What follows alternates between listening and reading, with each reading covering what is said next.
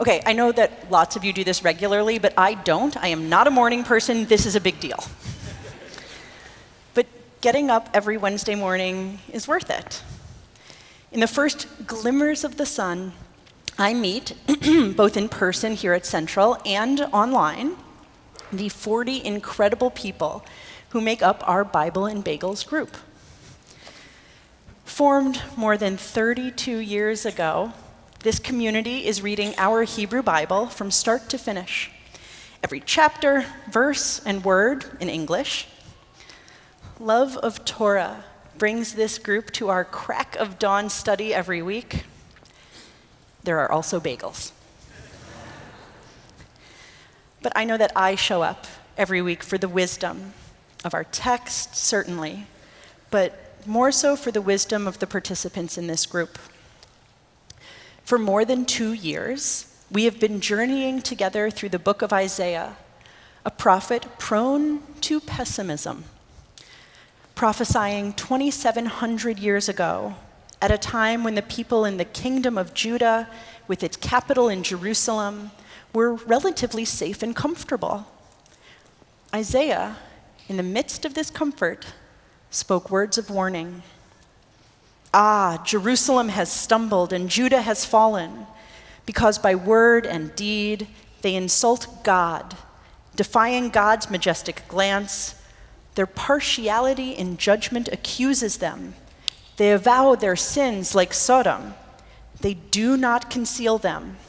Woe to them, for ill have they served themselves. This prophecy, spoken in a time when Jerusalem stood proud and safe, this prophecy warned the people of their hubris, of the darkness they were bringing into a world of light. But Isaiah didn't just see the darkness around him. When times became truly difficult and the people of Judah faced a real threat to their existence, he spoke these words of comfort. Say to the anxious of heart, be strong, fear not. Behold your God. Requital is coming, the recompense of God, who is indeed coming to give you triumph. Isaiah's prophecy is defined by these wild swings between extremes of pessimism and optimism, of warning and comfort, of darkness and light. One of our recent Bible and Bagels conversations left me with this insight. Like Isaiah, in times of comfort, the Jewish people find ways to be pessimistic. It's like the old joke, the difference between a Jewish pessimist and a Jewish optimist. A Jewish pessimist thinks that things can't get worse. The Jewish optimist says, oh, yes, they can. Look, we're a people who destroy fine glassware at weddings to remind ourselves in the midst of our joy that danger and destruction isn't so far away. And Isaiah, of course, didn't just take a pessimistic view in peaceful times. He also found optimism in times of existential threat. He knew that even in these low ebbs, the light would show us our way out of the darkness. Because, while we do break a glass at the wedding, when a wedding procession meets a funeral procession in the street, the funeral pauses to allow the wedding the right of way.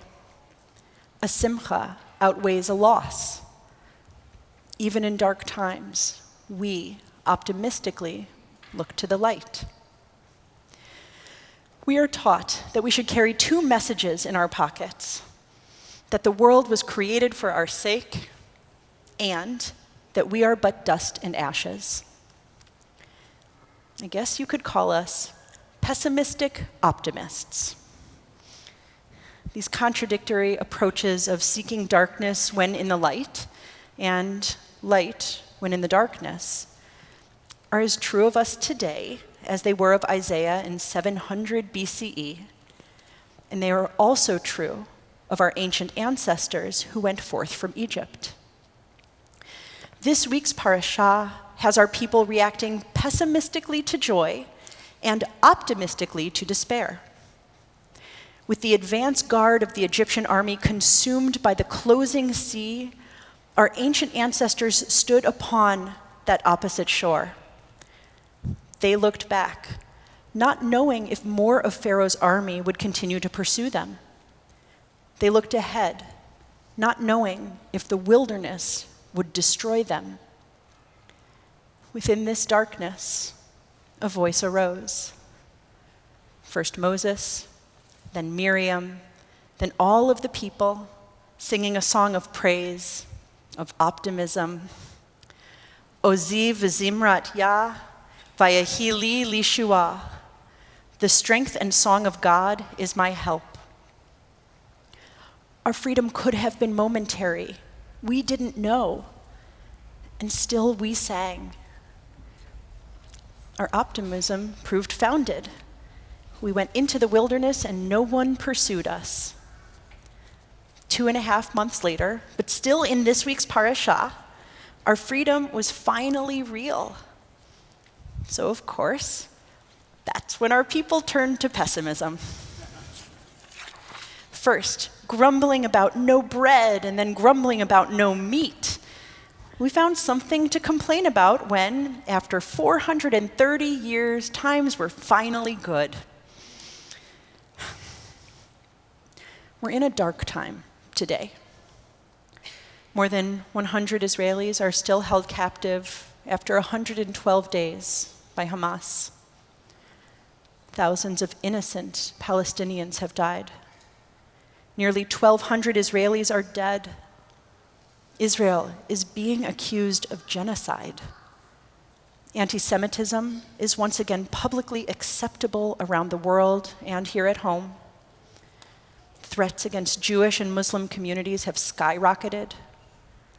Vandalism and protests have targeted Jews.